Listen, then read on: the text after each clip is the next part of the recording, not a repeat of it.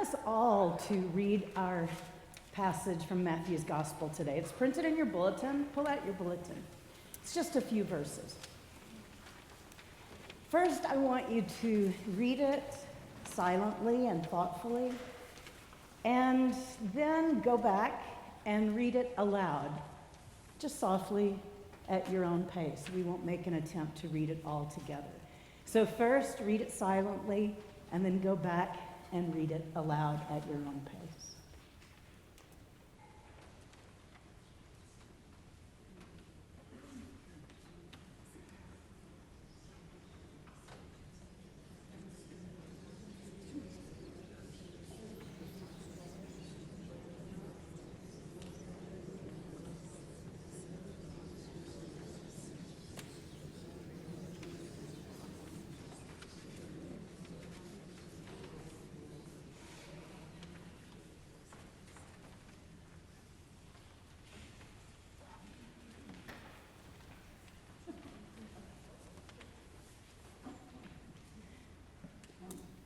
Thank you for doing that. Today we conclude our series on 5 core values of progressive Christianity. They are also printed in your bulletin. Today we consider the 5th value. Progressive Christians commit to a path of lifelong learning, believing there is more value in questioning than in absolutes. In a church like ours, this sort of language is so familiar that we might just pass over it without really thinking about it. Of course, we value questions. Everybody values questions.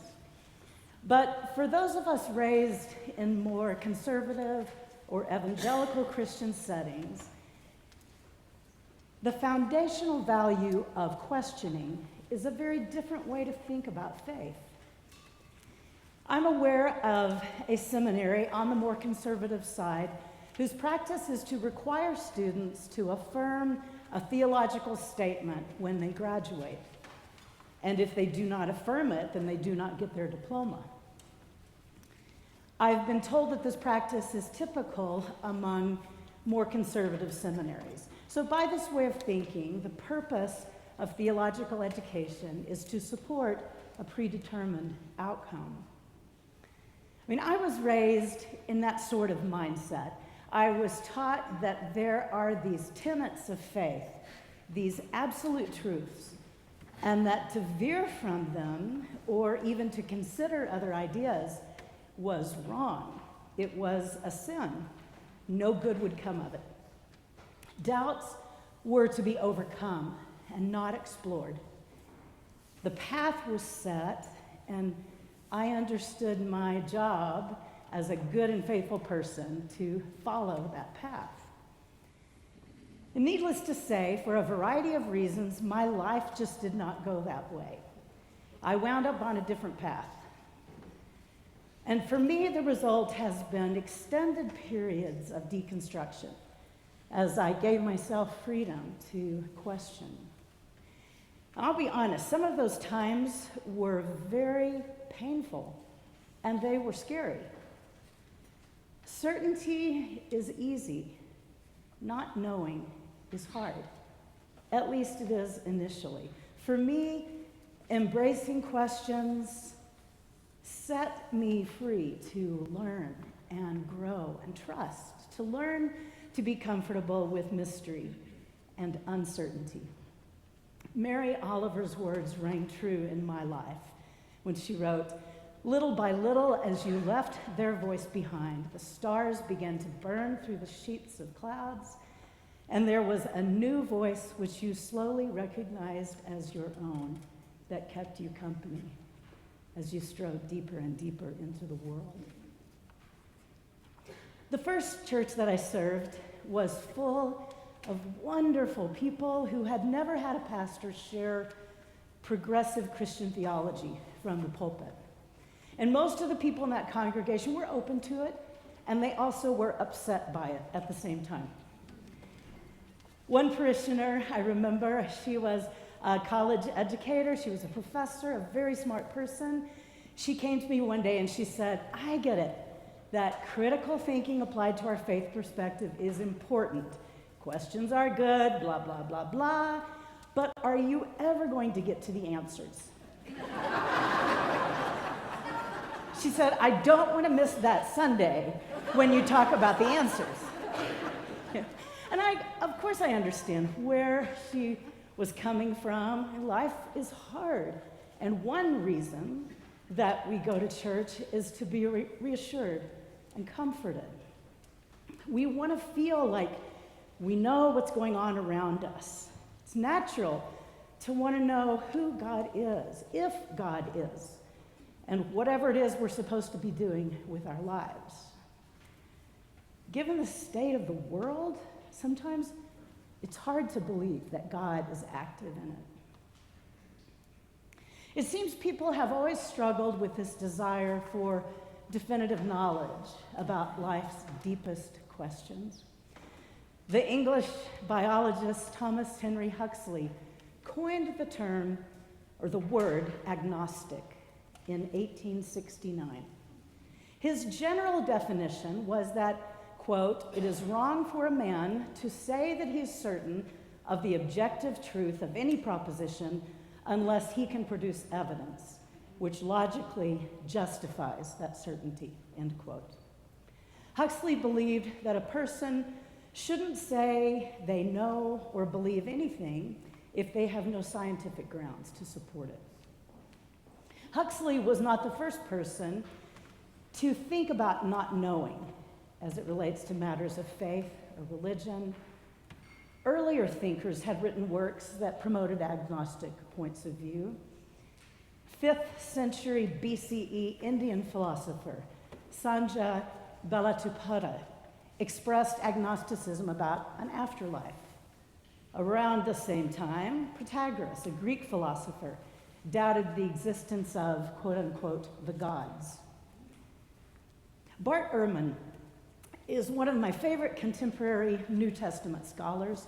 You might remember Diana Butler Bass recommending him. So Ehrman was raised Christian, and he writes about his journey of faith. This is a quote.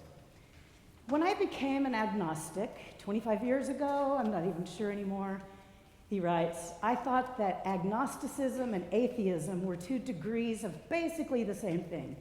An agnostic is someone who says that they do not know whether God exists, and an atheist is someone who makes a definitive statement that God does not exist. Agnostics don't know, and atheists are sure, he wrote.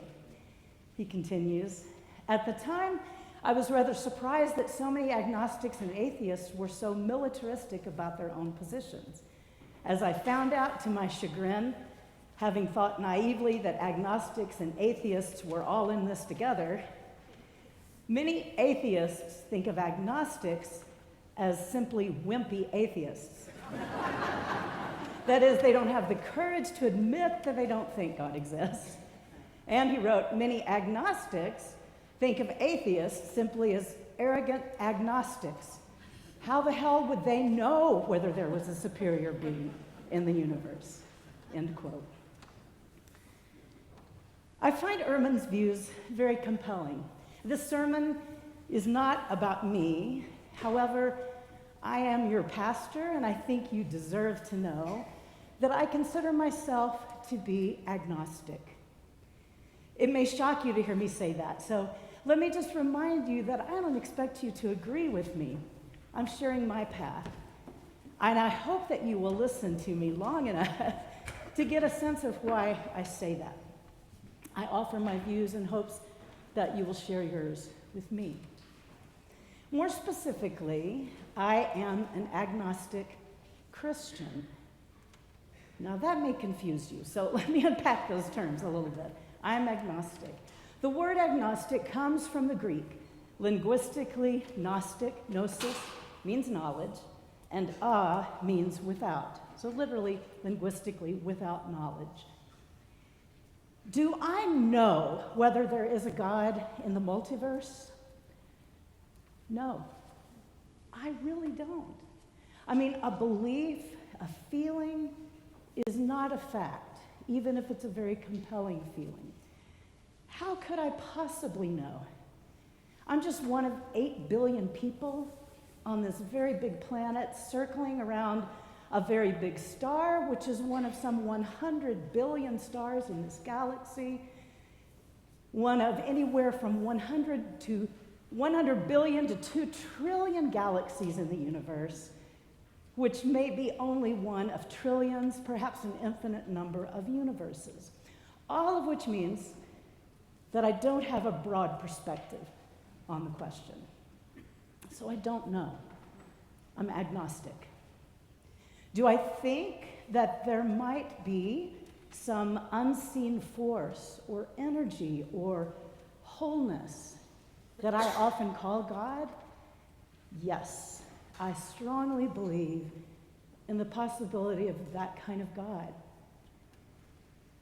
And as I've said before, I have deep and compelling experiences of God. I experience God in community as well as solitude. Through the history of recorded knowledge, humans have thought about God differently. When you look at it, you can trace the evolution of how humans have conceived of God or gods. That's a sermon for another day. To say that I am Christian, then, is not a statement about my beliefs. To say I am Christian is to acknowledge that I am so deeply steeped in the stories and images and theology of Christianity that I can't just switch it off and leave it behind. I was born into a Christian family. I've been going to church for over 60 years now, almost every Sunday. The music, the worship, the Bible, communion, baptism, sacraments, all of these things have shaped me. Probably most importantly, I just love Jesus. I do. Have you ever tried to stop loving someone? It doesn't work.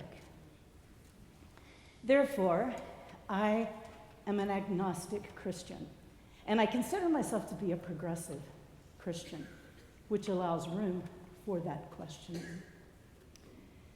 A progressive Christian theology then makes this assumption that in order to grow, we have to move beyond our familiar sense of who we are and into unknown territory. Our natural response to the unknown is typically fear or discomfort. If we can learn to be comfortable with this fear and stop judging it as a sign of weakness or some other negative, then we begin to open a door of great discovery and wonder. It isn't easy to sit with the tension of not knowing. We tend to respond to ambiguity in a couple of ways. We either compulsively take action to find answers or avoid situations that trigger the sense of not knowing altogether. In Christianity, lots of folks take these two paths. They either dive more deeply into the theology of certainty, trying to make themselves fit into this mold that they've been taught, or they take the second path. They avoid situations that trigger the sense of not knowing. They stop going to church. There's a third option, though. When contemplating the big questions related to the unseen dimensions of life, questions like, "Are you there, God? It's me, Margaret." Or, "Why do bad things happen to good people?" Or, "What happens when we die?" These are big questions, and we can lean into the experience of not knowing, at the same time acknowledging the desire to know, but without pushing for an answer. The patron saint of this approach to life is probably the poet Rainer Maria Rilke. In 1902, a 19-year-old officer cadet in a military academy reached out to Rilke. Rilke was a popular poet who had studied at the academy's lower school 20 years before. The young cadet, his name was Franz Kappas, was an aspiring poet, and he wrote to Rilke seeking his advice. Kappas was also interested in poetry. He was trying to decide between a literary career or a career as an officer in the Austro-Hungarian army. Rilke and Kappas corresponded for 8 years. Rilke wrote Kappas 10 letters, and then after Rilke died, Kappas compiled and published Rilke's letters in book form. It's called Letters to a Young Poet. Rilke famously wrote, "I would like to beg you, dear sir, as well as I can, to have patience with everything unresolved in your heart and to try to love the questions themselves as if they were locked rooms or books written in a very foreign language. Don't search for the answers, which could not be given to you now because you wouldn't be able to live them. And the point is to live everything. Live the questions now. Perhaps then, someday, far in the future, you will gradually, without even noticing it, live your way into the answers." End quote. We all have our own paths. Progressive Christianity is not for everyone. I feel like it has saved me.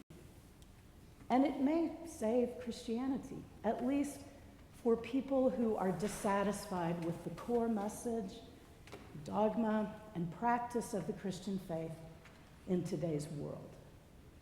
Issues like the ordination of women and homosexuality, as well as churches who pressure their members to support particular political candidates.